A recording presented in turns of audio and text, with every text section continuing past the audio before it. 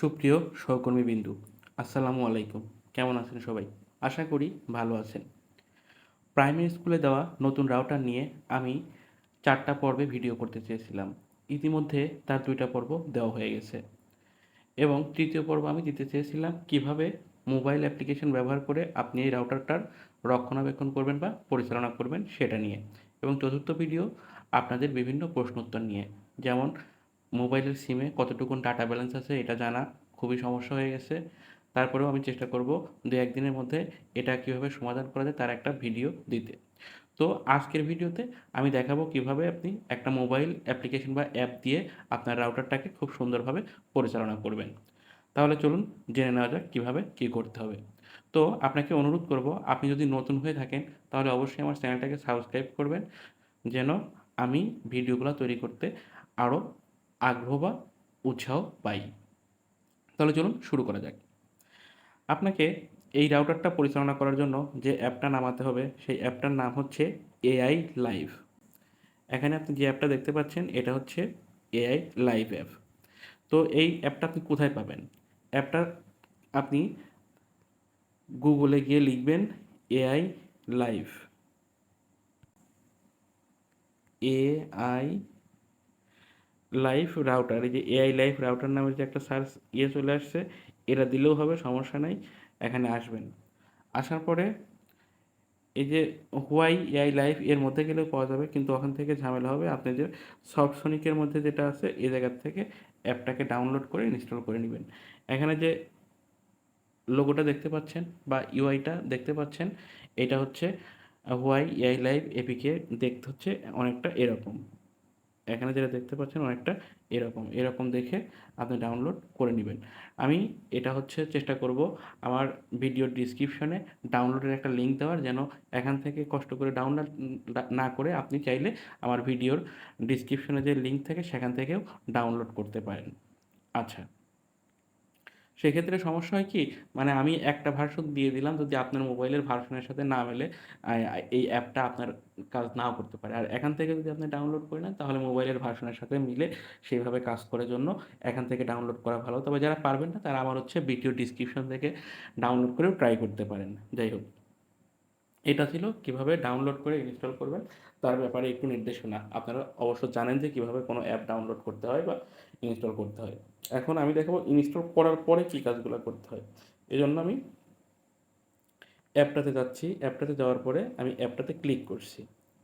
আমার ইনস্টল করাই আছে। এখন আমার অ্যাপটা যে ইন্টারফেস আসা দরকার সেই ইন্টারফেসে প্রথম ইন্টারফেসটা চলে এসেছে। এখানে একটা অ্যাপটা ইউজ করতে গেলে আমাদেরকে অবশ্যই তার সাথে যে এগ্রি হওয়া দরকার কিছু কিছু বিষয়, টার্মস অ্যান্ড কন্ডিশনে, সেই এগ্রিটা আমরা করে নেব। এখন এগ্রিতে ক্লিক করার পরে আমাকে কিছু পারমিশন চাচ্ছে, পারমিশনগুলো আমরা দিয়ে নিব। পারমিশন দিতে কোনো সমস্যা নেই, কারণ এটা হচ্ছে একটা ট্রাস্টেড অ্যাপ, হুয়াইয়ের ট্রাস্টেড অ্যাপ, সমস্যা নেই। এখন আমাকে দেখেন, হুয়াই 4G CPE 5S এই ডিভাইসটা অনলাইনে আছে, এটা শো করতেছে, কিন্তু এটাকে ব্যবহার করার জন্য আমাকে লগ ইন করতে হবে। এখানে বলছে হুয়াইয়ের আইডি তৈরি করার জন্য। আমি যদি এটা নাও করি তাও হবে। না করে কীভাবে করা যায় সেটাকে দেখি চলুন। এখানে ক্লিক করলাম। এখানে ক্লিক করার পরে আমার এই অ্যাপের মধ্যে যে কিছু ইন্টারফেস দরকার সেই বা প্লাগ ইন দরকার সেইগুলো এখানে ডাউনলোড হচ্ছে। ডাউনলোড হওয়ার পর আমি যদি আবার ক্লিক করি তাহলে এটা ওপেন হবে। আমি হুয়াইয়ের আইডি তৈরি করতে গিয়েছিলাম, কিন্তু হুয়াইয়ের আইডি তৈরি করলে ভালো, এবার না করলেও সমস্যা নেই। আমি আইডি না তৈরি করে এখানে পাসওয়ার্ড দিয়ে আমি ডাইরেক্ট আমার রাউটারের মধ্যে চলে যাচ্ছি। এখানে আপনি কোন পাসওয়ার্ডটা দিবেন? এখানে আপনাদের রাউটারের 2টা পাসওয়ার্ড আছে। একটা হচ্ছে অ্যাডমিন প্যানেলে লগ ইন করার পাসওয়ার্ড, আবার একটা হচ্ছে আপনার যে ওয়াইফাই পাসওয়ার্ড সেটা। তো আমি যখন আপনাদেরকে প্রথম ভিডিওতে দেখিয়েছিলাম কিভাবে লগ ইন করবেন, সেই জায়গায় আমি 2টা পাসওয়ার্ড একই রেখেছিলাম। তো আপনিও চাইলে 2টা পাসওয়ার্ড একই রাখতে পারেন, তাহলে কোন জায়গায় কোন পাসওয়ার্ড দিতে হবে এরকম সমস্যাগুলো হবে না। তো আমি এখানে আমার পাসওয়ার্ডটা দিয়ে নিচ্ছি।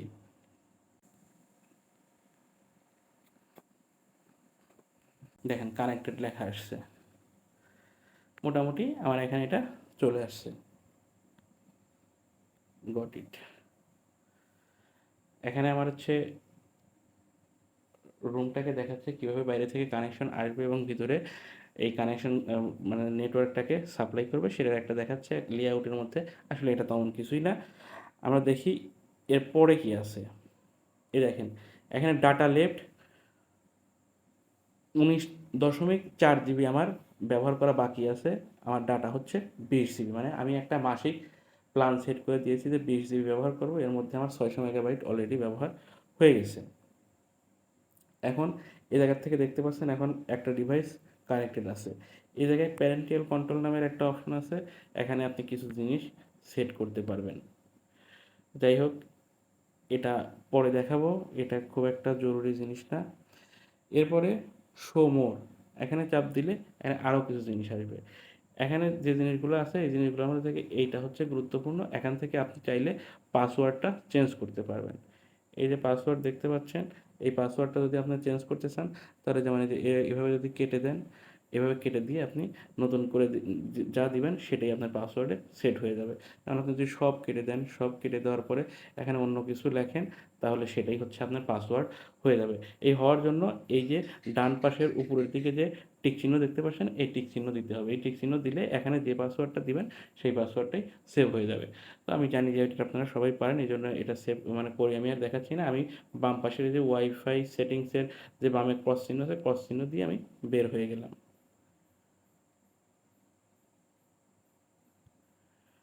মানে আমার যা ছিল তাই রাখলাম, আমি এখন চেঞ্জ করলাম না। এরপরে আমি নিচের দিকে আসি। এরপরে খুব গুরুত্বপূর্ণ হচ্ছে মেসেজ। মেসেজে ক্লিক করলে আপনি এখানে সব মেসেজ দেখতে পাবেন, মানে কত পার্সেন্ট ডাটা ব্যবহার করছেন, কি হয়েছে না হয়েছে। এই সিমে যে মেসেজগুলো আসবে সেই মেসেজগুলো আপনি এখান থেকে দেখতে পাবেন। যেমন কতদিনে আমার এই মেসেজটা আসছে যে আপনি প্রায় 95% ডাটা ব্যবহার করে ফেলেছেন। তো এই মেসেজটা আমি দেখে বুঝলাম যে আমার নেট শেষ হওয়ার দিকে, এটা হচ্ছে 28 তারিখ না 29 তারিখের দিকে মেসেজটা আসছিল আর কি। ওই মাসের যে ডাটা শেষ হয়ে গেছিলো সেই মেসেজটা। এছাড়া আপনি এখান থেকে ইউএসডিটি ব্রাউজ করতে পারবেন, সেটা হচ্ছে এই জায়গার থেকে, এই যে ইউএসএসডি, এই জায়গার থেকে আপনি ব্যবহার করে অনেক কিছু জানতে পারবেন। কিন্তু সমস্যা হচ্ছে যে এখন এই ইউএসএসডি কোডটা ডায়াল করা এই সিম থেকে অফ করে দিয়েছে, এই জন্য আমরা জানতে পারতেছি না অনেক তথ্যই। প্রথম দিকে আমি দেখাইছি যে কীভাবে ইউএসএসডি কোড ডায়াল করে ব্যালেন্স দেখতে হয় বা অন্য অন্য জিনিস জানতে হয়, কিন্তু এখন এটা কোনো একটা কারণে অফ করে দিয়েছে যেন জানা যাচ্ছে না। কিন্তু নেট কতটুকু আছে এটা জানার আলাদা উপায় আছে, কিন্তু সেটা যদি আমি এখন দেখাতে চাই ভিডিওটা অনেক বড় হয়ে যাবে, সেহেতু এটা আমি এখন না দেখিয়ে অন্য একটা সময় দেখিয়ে দিব। এই ছিল মোটামুটি হচ্ছে অ্যাপ থেকে কিভাবে কন্ট্রোল করবেন তার একটা অবস্থা। ও আরও একটা জিনিস দেখাতে ভুলে গেছি, সেটা হচ্ছে এই জিনিসটা, আপনি এই ডাটাটা ক্লিয়ার না করে আপনার হচ্ছে একটা কত জিবি ব্যবহার করতে চাচ্ছেন তার একটা প্ল্যান এখানে সেট করে রাখতে পারেন। এই জায়গায় প্ল্যান যদি সেট করে রাখেন তাহলে সেই ক্ষেত্রে আপনি, যেহেতু আপনাকে প্রতি মাসে 25 জিবি দিবে, আপনি এখানে 20 জিবি বা 25 জিবির একটা প্ল্যান সেট করে রাখলে আপনি বুঝতে পারবেন যে আপনার রাউটার দিয়ে কত জিবি নেট ব্যবহার করা হয়েছে। সেই হিসাবে আপনি যদি হচ্ছে নাও করেন, মানে গ্রামীণ ফোনের সাথে যোগাযোগ নাও করতে পারেন, তারপরেও আপনি আপনার দেখতে পারবেন যে কিভাবে কি করতে হয়।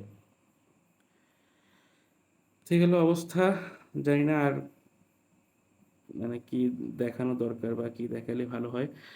তো আপনাদের যদি কোনো কিছুতে সমস্যা হয় সেক্ষেত্রে বলবেন, আমি চেষ্টা করব সেটা দেখানোর, যেন আপনারা সুবিধা করে বা ভালোভাবে এই ওয়াইফাই রাউটারটা ব্যবহার করে স্কুলের কাজগুলো করতে পারেন।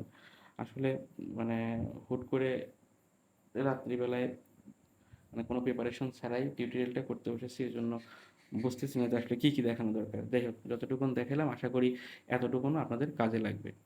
এটাই, আর যে কোনো সমস্যা হলে অবশ্যই কমেন্ট করবেন, কমেন্ট করে কীভাবে কী করা যায়। ভালো থাকবেন, সুস্থ থাকবেন, আল্লাহ হাফেজ।